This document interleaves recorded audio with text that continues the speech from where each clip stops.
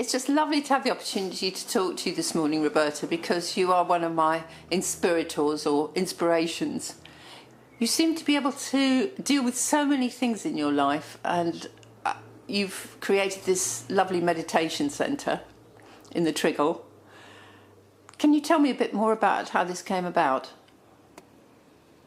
I was very blessed to have this space, and I decided that I could go off to India or anything like that, but my heart is in Alderney, and so I just wanted to share all the possibilities that a meditation space has with the people and the place that I love.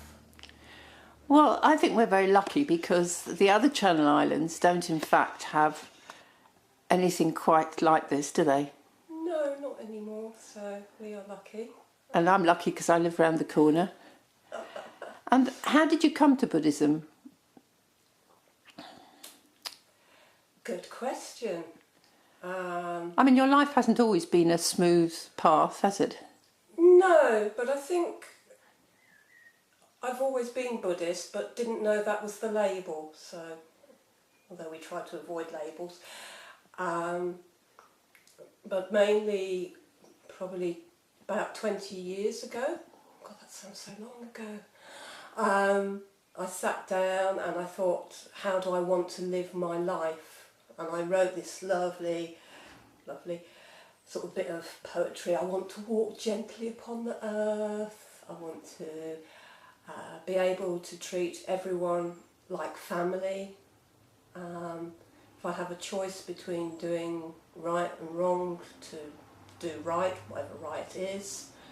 Even if there's a choice between being neutral, not doing anything, and trying to do something, to choose always to try and help. And I put the piece of paper away, and many years later I came across a book on Buddhism in the library, and I read it, and I went, and I got my piece of paper, and it seemed almost to be identical, and I went, oh, that's what I am.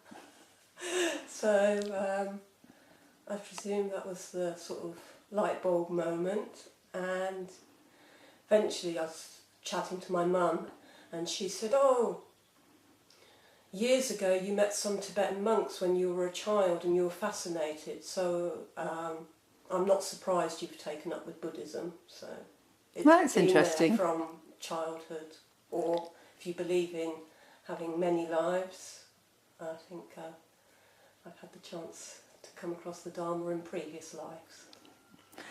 And I think what comes over to me is your inner serenity and that your happiness and I suppose your sense of humour, because I think the sense of humour is absolutely essential to this life, and you tend to think of people who belong to some sort of organisation to do with the spiritual. Humour doesn't always spring to mind, but actually your humour seems to be central to the way that you live. Yeah, not taking yourself too seriously. I think that's what the Dharma's really sort of taught me, is look at myself and just laugh. And you laugh with rather than at. And I think there's a big distinction there. Hopefully. Not always. So, yeah, just try to see the goodness and be open to opportunities. And life changes moment by moment. One moment everything's crap, and then next moment the sun comes out and life changes. So. But you always seem to be scooping somebody up and helping them. Even this morning you're busy making space for somebody to come and live here who's in difficulties. So you seem to be able to combine this serenity with an ability to help people in their hour of need. Yeah, but I have so much support from everybody, especially you, Jane. You inspire me, your energy levels. I think you've probably got 30 hours in the day and 8 or 9 days in the week, and so...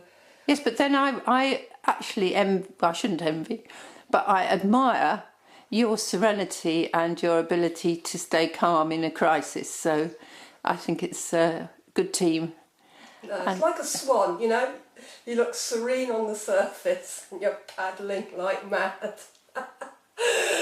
trying to get things done or whatnot. But I think one of the nice things about Alderney is that you actually get to know people. You see them so often on a day-to-day basis that you can really see how these things work.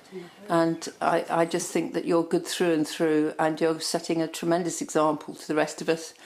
And it's just such a privilege to have been able to spend time with you this morning and hear a bit about the way that you live your life. Yeah.